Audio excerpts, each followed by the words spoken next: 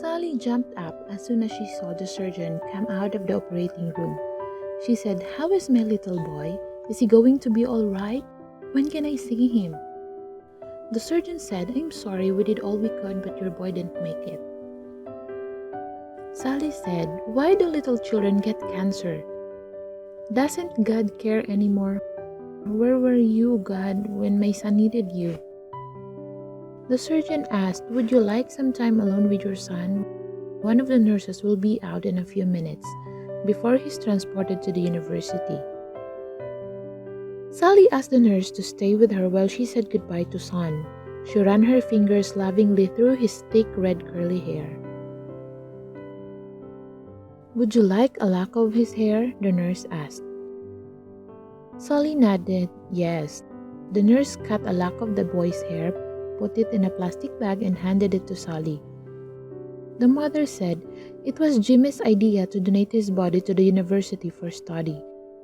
He said it might help somebody else. I said no at first, but Jimmy said, "Mom, I won't be using it after I die. Maybe it will help some other little boy spend one more day with his mom."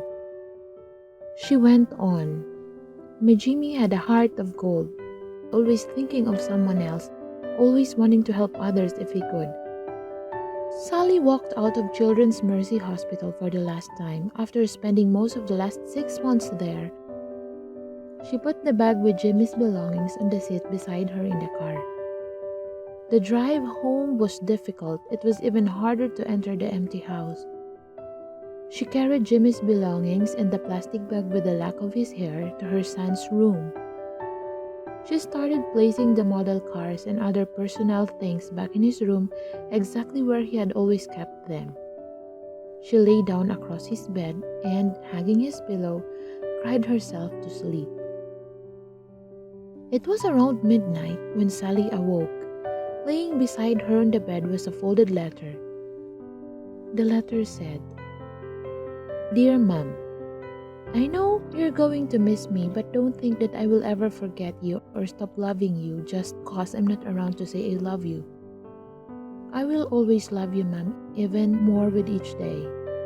Someday we will see each other again. Until then, if you want to adopt a little boy so you won't be so lonely, that's okay with me. He can have my room and old stuff to play with. But if you decide to get a girl instead, she probably wouldn't like the same things as boys do. You'll have to buy her dolls and stuff girls like, you know. Don't be sad thinking about me. This really is a neat place. Grandma and Grandpa met me as soon as I got here and showed me around some, but it will take a long time to see everything. The angels are so cool. I love to watch them fly. And you know what? Jesus doesn't look like any of his pictures.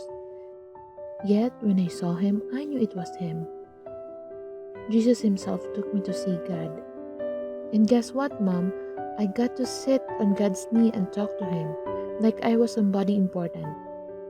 That's when I told him that I wanted to write you a letter to tell you goodbye and everything. But I already knew that wasn't allowed.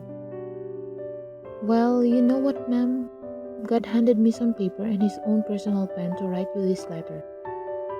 I think Gabriel is the name of the angel who is going to drop this letter off to you. God said for me to give you the answer to one of the questions you asked him. Where was he when I needed him?